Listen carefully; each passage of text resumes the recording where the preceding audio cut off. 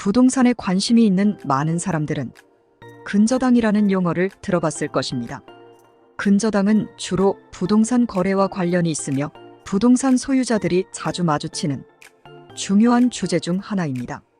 이 글에서는 근저당의 뜻과 그 중요성, 그리고 부동산 소유자들이 알아야 할 핵심 사항들에 대해 자세히 알아보도록 하겠습니다. 근저당의 뜻. 근저당이란 무엇일까요? 근저당은 주로 부동산 관련 거래에서 나타나는 용어로 부동산 소유자가 대출을 받을 때 담보로 제공하는 부동산의 권리를 의미합니다. 이는 대출을 통해 얻은 자금에 대한 담보로서 소유자가 대출금을 상환하지 못할 경우 해당 부동산이 담보로 사용되어 금융기관이 그 부동산을 강제로 매각하여 대출금을 회수할 수 있는 권리를 의미합니다. 근저당의 중요성. 대출 획득의 핵심 수단.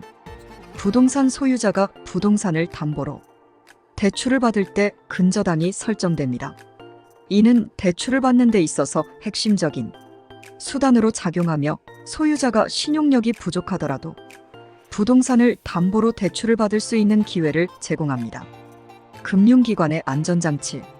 금융기관은 대출 시 근저당을 통해 대출금에 대한 안전장치를 마련합니다. 이는 대출금을 더 안정적으로 회수할 수 있게 하며 대출 상환 불이행 시 금융기관이 손실을 최소화할 수 있도록 합니다. 부동산 시장의 신뢰 증진. 근저당은 부동산 시장에서 거래의 신뢰를 높입니다. 부동산 거래 시 근저당이 설정되면 구매자와 판매자 양측에게 안전한 거래 환경을 제공하고 부동산 시장의 건전성을 유지하는 역할을 합니다. 근저당 설정 절차. 대출 신청. 부동산 소유자는 대출을 받기 위해 금융기관에 대출을 신청합니다. 평가 및 승인. 금융기관은 부동산의 가치를 평가하고 대출 신청을 승인하는 과정을 거칩니다. 근저당 등기. 대출이 승인되면 근저당을 설정하기 위해 해당 부동산에 대한 근저당 등기가 이루어집니다. 대출 지급.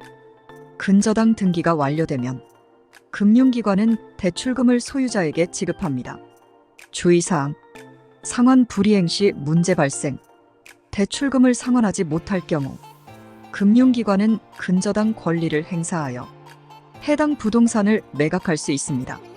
따라서 대출 상환 계획을 신중하게 수립하는 것이 중요합니다.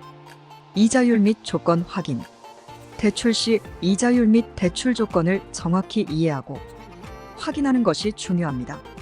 이는 나중에 불이행을 방지하고 금융적인 부담을 최소화하기 위함입니다. 결론. 근저당은 부동산 소유자와 금융기관 간의 핵심 거래 요소로 안정적인 대출 획득과 부동산 시장의 신뢰를 높이는 역할을 합니다. 부동산을 소유하거나 부동산 거래에 참여하는 모든 이들은 근저당에 대한 이해를 통해 안전하고 건전한 부동산 거래를 이룰 수 있습니다. 따라서 근저당에 대한 이해는 부동산 관련 결정을 내리는 데 있어서 핵심적인 지식 요소로 자리 잡고 있습니다.